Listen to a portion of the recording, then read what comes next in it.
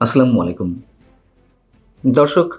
খুবই গুরুত্বপূর্ণ একটি সংবাদের কারণে এত রাতে আপনাদের সামনে হাজির হতে হলো। সরকারের গুরুত্বপূর্ণ প্রভাবশালী অন্যতম উপদেষ্টা আসিফ মাহমুদ সজীব ভুঁইয়ার বিরুদ্ধে চাঁদাবাজির খুবই গুরুত্বপূর্ণ একটি প্রমাণ আমাদের সামনে এসেছে। আমরা এতদিন জেনে এসেছি এনসিপির অনেক শীর্ষ নেতা, কোনো শীর্ষ নেতা সরাসরি চাঁদাবাজিতে অভিযোগ কিংবা তাদের বিরুদ্ধে তদবির বাণিজ্য, নিয়োগ বাণিজ্য, দখল বাণিজ্য ইত্যাদি ইত্যাদি অনেক অভিযোগ আমাদের সামনে এসেছে। কোনোটার অবশ্যই প্রমাণও মিলেছে। সরকারের কোনো উপদেষ্টা যে এইসব কাজের সঙ্গে জড়িত সে ধরনের অভিযোগ আমাদের সামনে এসেছে। কিন্তু আসিফ মাহমুদ সজীব ভুঁইয়ার ভয়ঙ্কর চাঁদাবাজির যেই তথ্যটি, যে প্রমাণটি আমাদের সামনে এসেছে, সেটি এখনও পর্যন্ত অভিযোগ অবস্থায় রয়েছে। কিন্তু আসলে প্রমাণ করবে কে? বিষয়টি হচ্ছে যে গত কয়েকদিন আগে গুলশানে আওয়ামী লীগের সাবেক এমপি শাম্মী আহমেদের বাসায় যে কোটি টাকা চাঁদাবাজির ঘটনায় বেশ কয়েকজন আটক হলেন, তাদের একজন একটি ভিডিও আমাদের সামনে পাঠিয়েছেন এবং ধারণা করা হচ্ছে এই যে জানিয়া আলম অপু, যিনি ভিডিওতে স্বীকারোক্তিমূলক জবানবন্দি দিচ্ছেন, তিনি হয়তো আটক হওয়ার আগেই ৩৫ মিনিটের দীর্ঘ এই ভিডিওটি কারোর সামনে দিয়ে গিয়েছিলেন। কেন দিয়ে গিয়েছিলেন? তিনি সংশয় প্রকাশ করছেন যে এটি না দিয়ে গেলে তাকে হয়তো অন্য কোনো ট্র্যাপে ফেলা হবে, তাকে দিয়ে অন্য কোনো স্টেটমেন্ট আদায় করা হবে। এবং এই ঘটনাটি এরই মধ্যে, বা এই ভিডিওটি এরই মধ্যে ভাইরাল হয়েছে, কোনো গণমাধ্যমে নিউজ আকারে এসেছে। এই ভিডিওতে জানিয়া আলম অপুকে বলতে শোনা যাচ্ছে, গুলশানের চাঁদাবাজির ঘটনায় টাকার ব্যাগ নিতে যে ছেলেকে দেখছেন সেটা আমি, অর্থাৎ জানিয়া আলম অপু নিজের কথা বলছেন। আপনারা একটি ফুটেজের মাধ্যমে দেখেছেন যে সমন্বয়করা চাঁদাবাজিতে জড়িত। যে সমন্বয়ক গত বছর ছিল মহানায়ক, তারা হয়ে গেল চাঁদাবাজ। তিনি বলছেন, আমার কিছু প্রশ্ন আছে। আপনারা কি জানেন ওই দিন ভোর 5টায় ওই জোনের ডিসি এসিকে অবগত করে একদম অফিসিয়াল প্রসেসে পুলিশকে সঙ্গে নিয়ে শাম্মীর সেই বাসায় আমরা অভিযান চালাই? কি ভয়ঙ্কর কথা! যদি সত্য হয়ে থাকে তার এই বক্তব্যগুলো, যে পুলিশকে অবগত করে চাঁদাবাজি করতে গেছে। আপনারা কি জানেন সেই অভিযানে যাওয়ার আগে গুলশানের কোনো একটি জায়গায় উপদেষ্টা আসিফ মাহমুদের সঙ্গে আমার কথা হয়? মিডিয়ায় সেই বিষয়টি নেই কেন? আগের রাতে অভিযানের বিষয়টি মিডিয়ায় ধামাচাপা দেওয়া হলো কেন?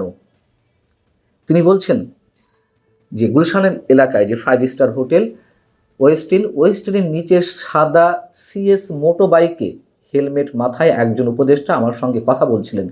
তিনি আসিফ মাহমুদ সজীব ভুঁইয়া, স্থানীয় সরকার বিষয়ক উপদেষ্টা। রাত 4টার সময় একজন উপদেষ্টা কি কারণে গুলশানের মতো অভিজাত এলাকায় আসেন? আমার কি কারণে কথা বলতে হয় একজন উপদেষ্টার সঙ্গে? এবং সেখানে তিনি বলছেন, ওই যে রিয়াদ, অন্যতম প্রধান আসামি যিনি, রিয়াদ বলল যে রাতে এক ভাই আসছিল, এবার আপনারা মেলান। শুধু ওই ভাই নয়, অর্থাৎ আসিফ মাহমুদ সজীব ভুঁইয়াই কেবল নন, আরও যে ভাইরা আছে সব ভাইরাই এসব কাজে জড়িত। এবং এটা ওপেন সিক্রেট। এটা যে আমাদের আসিফ ভাই ওই রাতে আসছে, যে 5 স্টার হোটেল ছাড়া বসে না এখন। গত বছর জুলাইয়ে সে 50,000 টাকার স্কুটিতে চড়ত, সে এখন সিএফ মোটরসাইকেল চালায়। আমাকে যথেষ্ট ট্রাপে ফেলার চেষ্টা করা হচ্ছে। আমি যদি এসব বিষয় ক্লিয়ার না করে যাই, আমাকে দিয়ে যে কোনো স্টেটমেন্ট দিয়াবে হয়তো। তিনি আরও বলছেন, ভোরবেলায় আইন শৃঙ্খলা বাহিনীর সেই অভিযানের তথ্য কেন নেই? অভিযানের সময় আমরা বুঝতে পারি শাম্মী সেখানে ছিলেন। তথ্য পেয়ে তিনি পালিয়েছেন। যে 2.5 মিনিটের ভিডিও ভাইরাল করে আমাদের রাতারাতি ভিলেন বানানো হলো, তাদের কাছে চ্যালেঞ্জ, সৎ সাহস থাকলে আগের রাতের সিসিটিভি ফুটেজ প্রকাশ করেন, দেখি কে ফোন করছেন, কার ফোনে শাম্মী ওই বাসা থেকে বের হয়েছেন। আমরা যে আইন শৃঙ্খলা বাহিনীর সঙ্গে অভিযানে গেলাম, সেখানে আমাদের মধ্যে কি কথা হয়েছিল সেগুলো প্রকাশ করুন। প্রিয় দর্শক, হয়তো অনেকে বলবেন যে আসিফ মাহমুদ সজীব ভুঁইয়াকেও ফাঁসানো হচ্ছে, কিন্তু বিষয়টা কি ইন্টারেস্টিং নয়, চাঞ্চল্যকর নয়? এই যে 35 মিনিটের ভিডিও, জানে আলম অপু তো এখন আটক অবস্থায়, এবং এটি নিশ্চিত মোটামুটি যে তিনি আটক হওয়ার আগে এই স্টেটমেন্ট দিয়ে একটি ভিডিও করে গেছেন, যেটি এখন ভাইরাল হয়েছে। আসিফ মাহমুদ সজীব ভুঁইয়া সরকারের খুবই খুবই প্রভাবশালী একজন উপদেষ্টা, ছাত্র প্রতিনিধি হিসেবে যিনি সরকারে জয়েন করেছেন। তার বিরুদ্ধে অসংখ্য অসংখ্য অভিযোগ।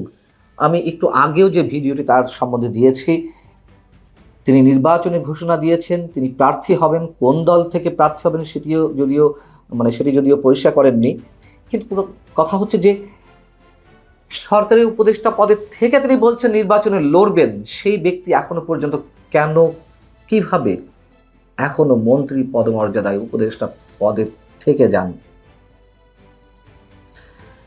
এবং নানান ধরনের অভিযোগ তো আমাদের সামনে আসছে এনসিপির শীর্ষ নেতাদের সম্পর্কে, যেগুলো সত্যতাও পাওয়া যাচ্ছে, এবং কোনো কোনো ক্ষেত্রে তারা শোকজ করছেন। কখন করছেন? যখন অভিযোগগুলো ভাইরাল আকারে ছড়াচ্ছে, শুধু অভিযোগ নয় তথ্য প্রমাণ সহ, তখন তাদেরকে শোকজ করা হচ্ছে। এর আগে তো কারোর বিরুদ্ধে কোনো শোকজ করা হচ্ছে না, বা আমরা অনেক কিছুই জানি না যে কে কোত্থেকে কিভাবে অরেল সম্পদ অর্জন করছেন। এগুলো আস্তে আস্তে সব বের হবে। এবং জানে আলম অপু আরও একটি গুরুত্বপূর্ণ তথ্য দিয়েছেন, মানে অনেকে যখন আটক হয়েছে তখন পর্যন্ত সম্ভবত তিনি আটক হননি, এরই মধ্যে প্রথম পর্যায়ে যারা আটক হয়েছেন তাদের কাউকে কাউকে 10 দিনের রিমান্ডে নেওয়া হয়েছিল। জানে আলম অপু বলছেন যে 10 দিনের রিমান্ডে, চাঁদাবাজির ঘটনায় 10 দিনের রিমান্ডে নিতে হয় কি জন্য? কোনো আসামিকে তিনি কি হত্যা করেছেন, হত্যা মামলার আসামি? কথাটি খুবই যুক্তিসঙ্গত, এবং তিনি ব্যাখ্যা দেওয়ার চেষ্টা করছেন এজন্যই 10 দিনের রিমান্ডে নেওয়া হয়েছে।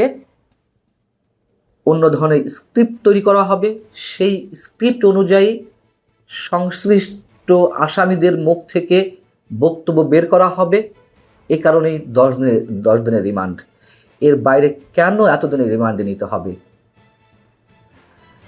এবং ওই ভিডিওর সঙ্গে একটি সিসি ক্যামেরা ফুটেজে যুক্ত করা হয়েছে, যেখানে তিনি দাবি করেছিলেন যে আসিফ মাহমুদ সজীব ভুঁইয়া একটি মোটরসাইকেলে এসে তার সঙ্গে কথা বলছেন এবং হেলমেট মাথায় দিয়ে। সেই সিসিটিভির ফুটেজও এর সঙ্গে যুক্ত করা হয়েছে।